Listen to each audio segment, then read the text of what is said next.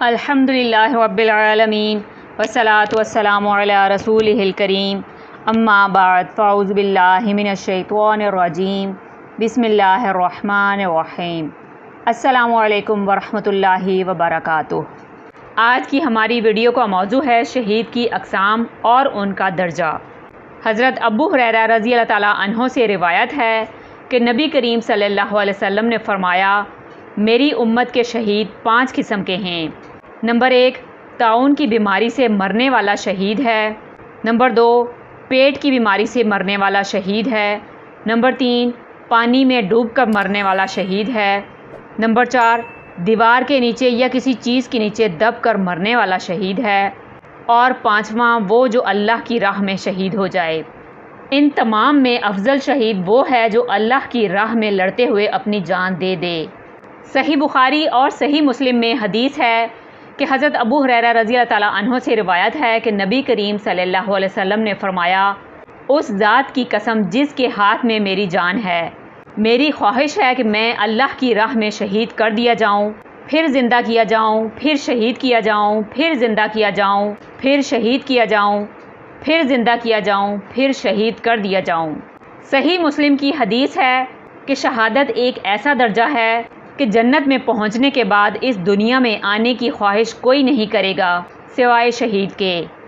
نبی کریم صلی اللہ علیہ وسلم نے فرمایا، اللہ رب العزت جنت میں شہید سے پوچھے گا، اے میرے بندے، کیا تمہیں کسی چیز کی خواہش ہے؟ شہید جواب دے گا، ہم اور کیا خواہش کریں، ہم جنت میں جہاں چاہے گھومتے ہیں اور کھاتے پیتے ہیں۔ اللہ ان سے 3 بار پوچھے گا تو شہید کہے گا، اے ہمارے رب، ہم یہ چاہتے ہیں کہ ہماری روحوں کو جسموں میں لوٹا دیا جائے یہاں تک کہ ہم دوبارہ تیری راہ میں شہید کر دیے جائیں۔ جب اللہ یہ دیکھے گا کہ ان کو کوئی حاجت نہیں ہے تو ان کو چھوڑ دیا جائے گا۔ حضرت ابو ہریرہ رضی اللہ تعالیٰ عنہ سے روایت ہے، انہوں نے کہا کہ ہم نے خیبر فتح کیا تو ہمیں مال غنیمت میں سونا چاندی نہیں ملا، بلکہ گائے، اونٹ، سامان اور باغات ملے تھے۔ پھر ہم رسول اللہ صلی اللہ علیہ وسلم کے ہمراہ وادی القرا میں آئے، جبکہ آپ کے ساتھ ایک غلام بھی تھا۔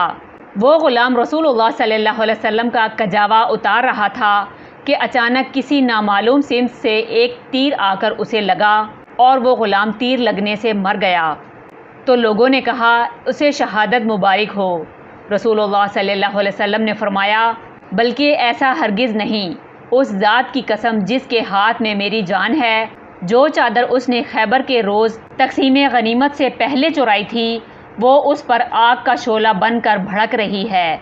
نبی کریم صلی اللہ علیہ وسلم کی یہ بات سن کر ایک شخص 1 یا 2 تسمے لے کر حاضر ہوا اور عرض کی، میں نے بھی یہ اٹھا لیے تھے۔